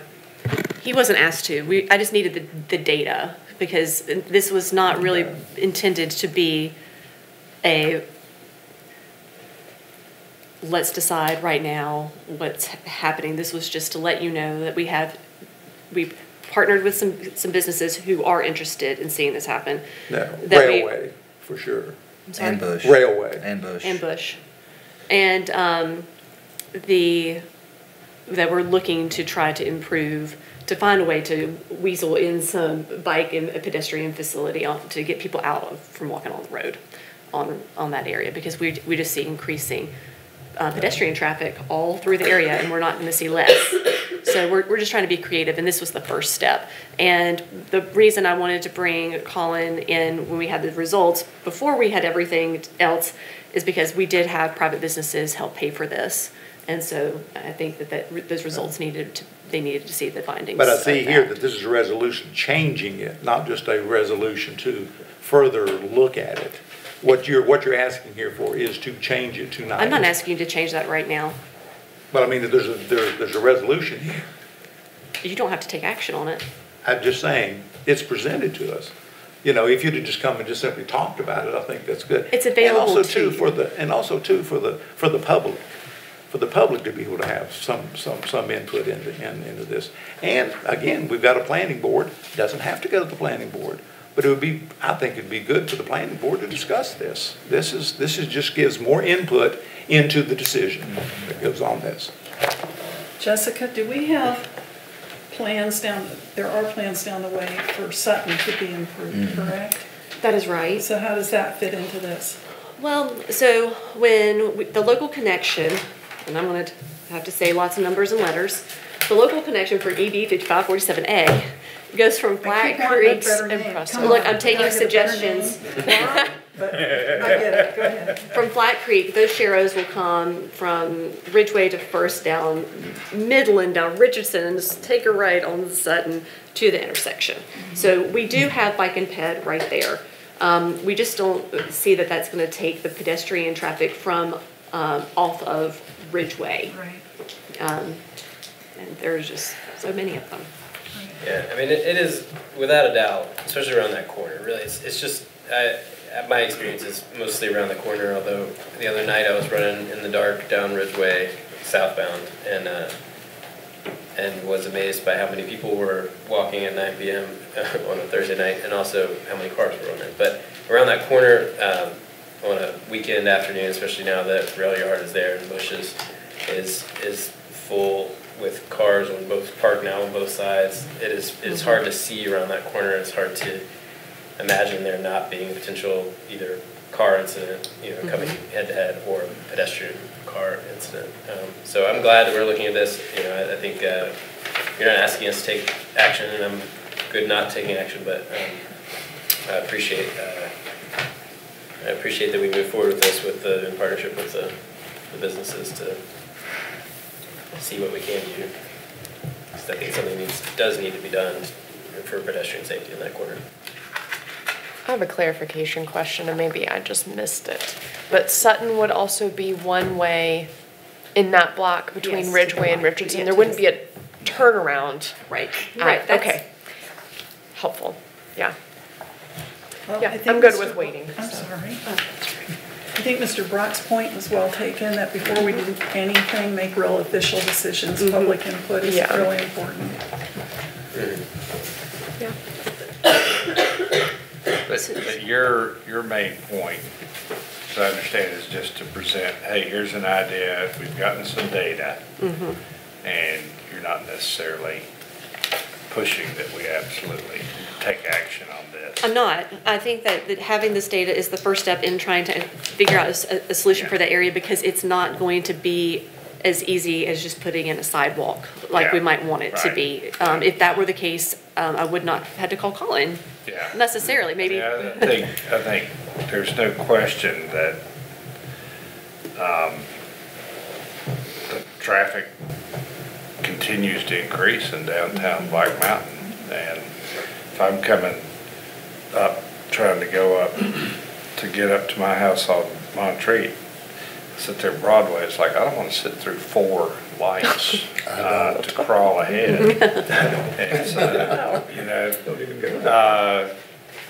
so I understand it, and I appreciate it. I think it's something that we need to keep looking at, all of our options, and it's not going to get any better. I mean, we got to do something. Yeah. I think some crosswalks are, I'm really interested in those as well, so. Not to put my foot down into the water here, but Go ahead. in the data we collected, we also collected speed data, and I was not impressed with the speeds on Ridgeway. They're on the high side. Right. Another sign indicative of cut-through traffic, and cut-through traffic tends to, they're wanting to get from point A to point B as shortest time possible. They try to beat the red light. Right. And so that kind of sets up a dangerous condition with pedestrians and bikes and other users. So, traffic calming may be something y'all need to look at for the road to slow it down. Speed humps, Well, those not speed breakers, speed humps. Those crosswalks with the flashing lights slow the traffic down. Yep. If that's. Yep. So does dropping the travel lane to 14 feet. It's just information at this point, and to be determined. Now that we have this, we can start really assessing what we might be able to do over there. Anybody else got anything? If not, thank you. Communication from staff. You got another hour? You'll be here by yourself. I was asked at the agenda meeting to take a few minutes to talk about open meetings. The last talk I went to on open meetings took half a day. School of Government. Don't you dare. So if you were to order out, now's the time.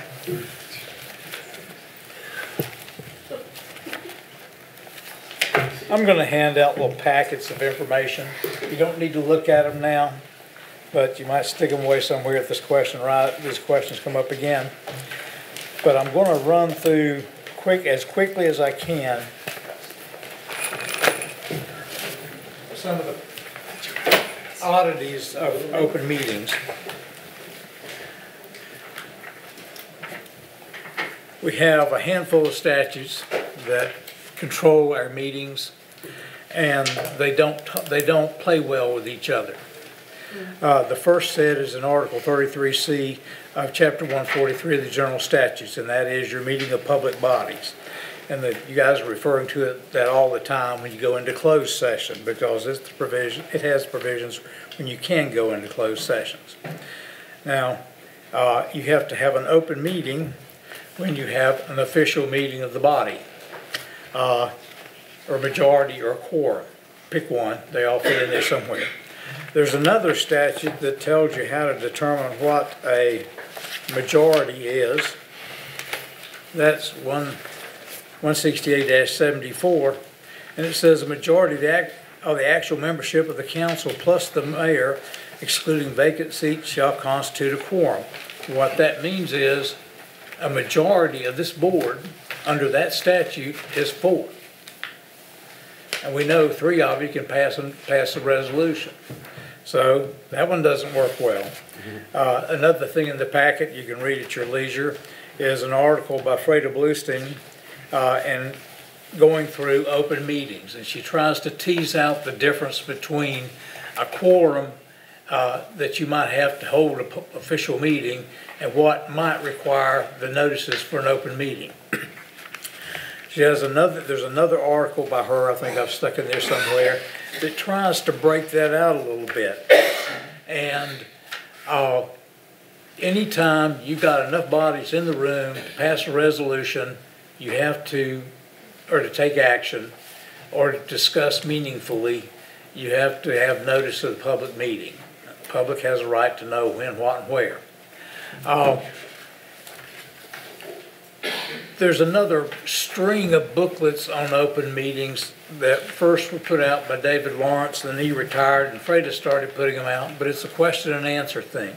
So in the packet, you'll find a single page that I got the most recent edition, which they send to you like you're using your Kindle, and they don't want you to print it, so I couldn't print you a page. I had to snip and paste a page, and there's one sheet. And that addresses the questions where, for boards like ours, when do you have to have, when is it a public meeting, when do you have to give notice?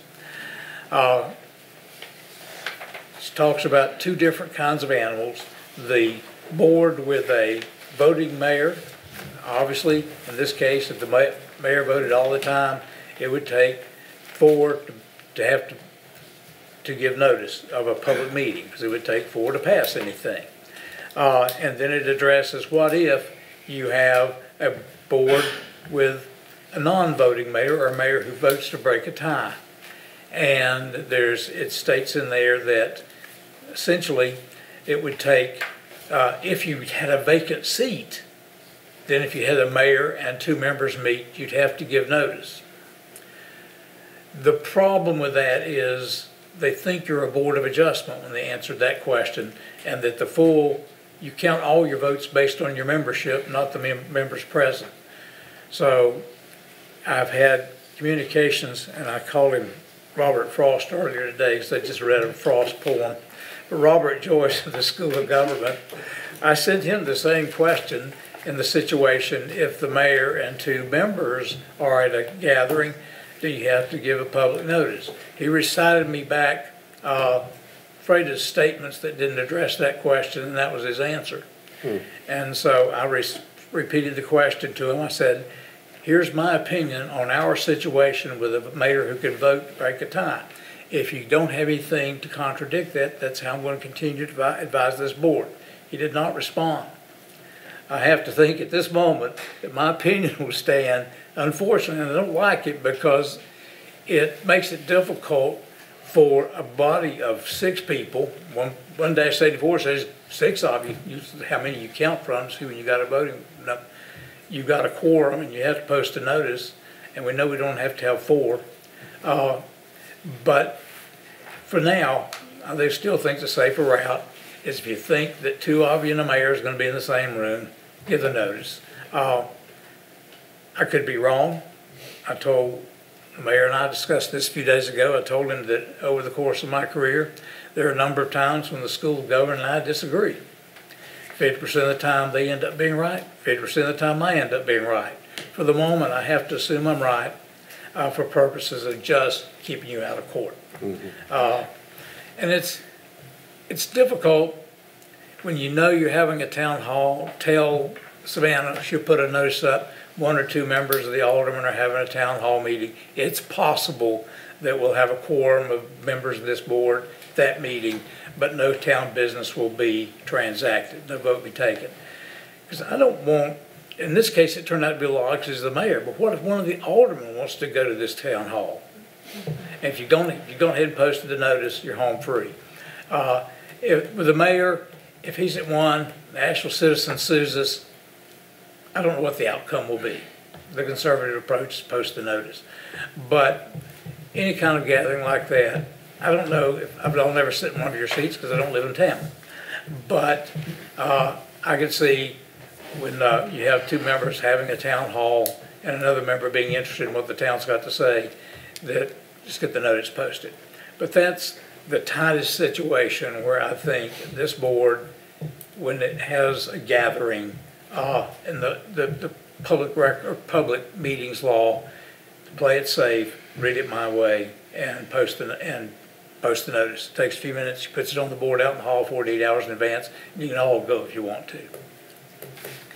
Thank you. I agree with this better safe than sorry approach, or better safe than in court. Better safe than sued. And so I apologize for not thinking to request that the town hall the other week be posted, and yeah, just if you have another town hall, it's just to be one of you, go ahead and put a notice up. That's easily done. I was asked a question that I didn't by the mayor that I didn't answer correctly. What about social gatherings? There's a clear exception in the open meetings law for social gatherings. So you can all go play at the War Horse Open and it's okay. Nothing needs to be posted for that? No. Again, my recommendation has always been do it. So we've done that in the past, so like for golf tournaments or something where, you know, there may be a team of you playing. I'll just go ahead and post it. It's called a notice of quorum, you know, so we'll do something like that, but that's not necessary. Well, Marilyn Sabansky, you get the award. And I have 2 updates that you'll love to hear, and you don't want to stay for it. We got a grant for 50 bicycle helmets this week that we're going to give out to people. Nice. So, cool. Different sizes. This is from DOT. And then we have a class field trip Thursday here with Black Mountain Primary. So they will be learning about government. It's at 9 a.m., right? 9 a.m. They'll be here at 9. We're going to split them into 2 groups. Half of them will go over to public safety to get their policing fire. The fun part. Yeah, they like that a lot more. And then we'll switch them. So they should be here about 2 hours. Awesome. Do you guys get the league newsletters? Mm-hmm. Okay, I'm going to pass this one out. This is just a piece out of, well, this week, last week's. And I'm still going to do my legislative update in 2 minutes so you guys can go home. But this is a long session. And every year, every time they go in long session, they try to pass new laws. And Raleigh's idea of how to deal with local problems is different from our local ideas of how to deal with local problems. So the big one is the one I just handed to you. They think that a way to make housing affordable, from our point of view, doesn't work. They want to step in, control zoning, planning zoning for you, and make you and stick you with it. And that's 317, it says addressing the workforce housing crisis. And they state that if a developer comes to you with a plan with this at least 10 acres, and they can show you that at least 20% of the units will be workforce housing, and there's a formula, what portion of income, then you don't get to zone that.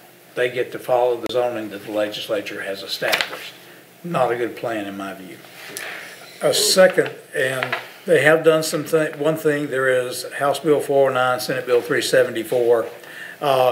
It requires allowing at least one accessory dwelling on any residential lot. And we've done that. I'm not worried about that one. There are bills to make you speed up the approval of multifamily developments, and they come with a penalty if you don't. There is for short-term rentals, which you'll get around to addressing, you work on the UDO. They're taking away your ability to regulate short-term rentals. Jessica told you at one meeting, probably agenda meeting, that our tool to control short-term rentals is zoning. And the legislature in SB 290 says, we won't be able to require permits for short-term rentals. So if you want to call your legislator, those are the ones you want to scream about. There is one financial information that is not a problem for us, but they put you on a short leash, not a short leash. We've always had our audits done on time. Even when late, we were still on time. But if you go 9 months after the end of your fiscal year and your audit hasn't been completed, they'll send you a notice. And if you don't complete your audit within a year, then they will withhold your sales tax. And some of it they'll withhold forever to offset the cost. Wow. Yeah. So we don't want that to happen. Yeah. They are taking some more little pieces of personnel records and making those public records now, so that people can find out more about personnel records, which are always holy. You're going to have the ability to, the police department, one of their answers to solving the shortage of policemen is to allow the town to contract with private crash investigators to deal with accidents. I don't know if that's a good idea or not. Oh, I do. It's not. It's not. Okay, there's one other affordable housing bill, HB 294, which is creating an award if you do certain things to it and I don't know if we can do this, we may not be big enough, but in a population of 100,000 less with at least 5 zoning districts of reasonable size in which multifamily units are allowed, then you can get grants for infrastructure. Just a source of funds. I don't know if we might have to create some new zoning districts to get the 5. I don't think we allow multifamily in 5 districts. We don't think we'll make it, but that's one thing, one little piece of incentive they're trying to do to push affordable housing. And that's it. And as it gets worse, I'll let you know for the next 2 months, and then you can ask Craig.